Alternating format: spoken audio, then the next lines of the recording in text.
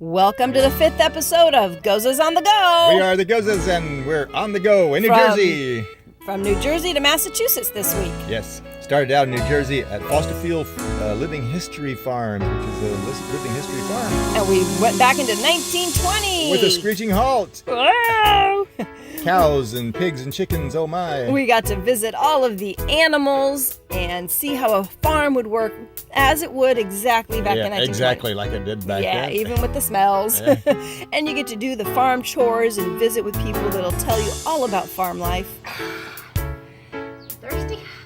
Jimmy cracked corn, so did we. Yes, that's how you Down take with that. corn off the cob, so you don't have to pick it off kernel by kernel with your fingers, and then you grind it into mills. You feed the chickens. And yeah, the chickens get the fruit of your labor, as it were. Kimberly wanted some new pumps. Yep, you got to do all the chores on the farm when you go there. And then we get to take a tour of the mansion that the Foster family lived in. This mansion was built by a grandson of Paul Revere. Actually, he had other people build it.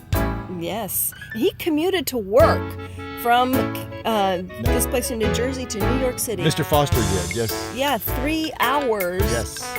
of work commute. That's without cars. I mean, that's amazing. And then on to Connecticut, where we got to do another escape room. But do we escape? We had to solve puzzles and fix clues and open locks, and yes, we escaped. To Sculpture Park, And this is in Old Lyme. Yes, Old Lyme, Connecticut. We get to walk around, and it's a little hidden sculpture park. You kind of have to seek it out in order to find it. But we're resourceful. We found it. We interacted with the art. We really got involved. In fact, we kind of, talked their heads off.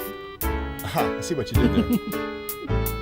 And then on to Massachusetts, Purgatory Chasm State Park. What an incredible place to climb and explore and get lost in. Climb and crawl and hike, and yes, it's a very interesting, unique geological feature. If you wanted to design an outdoor playground, you couldn't do it any better than this. No, and it's good for kids. We see a lot of kids hiking through there. It's a small park.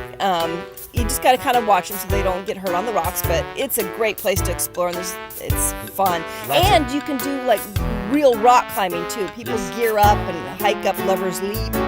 Tight squeezes sometimes. Yes, and here you can get between a rock and a hard place or on top of a rock and a hard place. Oh yeah, really Gozas on the go. And we're off to our next destination as soon as we crash land.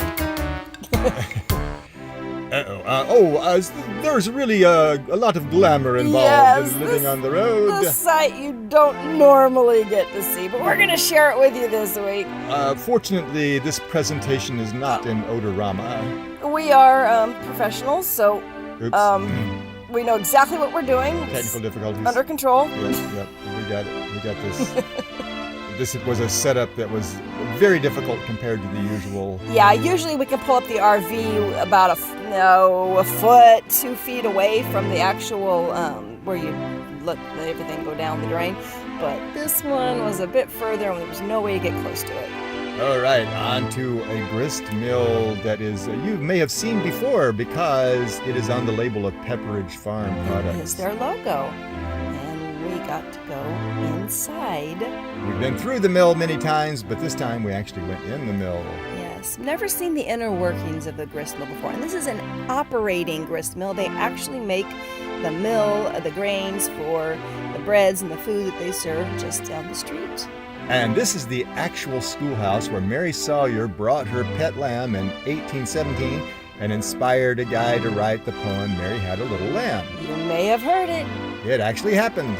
Mary had a little lamb. This schoolhouse was built in 1798, and lots of strange creatures still frolic around there. I think you can find a lamb there today or something. And this is called the Wayside Inn. It's been in continuous operation since 1716. The poet Henry Wadsworth Longfellow spent some time here, heard the stories, wrote them up in verse, and one of them is, "Listen, my children, and you shall hear the midnight ride of Paul Revere." And that inn is where they bring the mill from the grist mill and serve it today. And this is the garden. Paul Revere is famous because he rhymed with a lot of words, and there we are playing in the garden. And we're off to our next adventure. We'll catch you next week.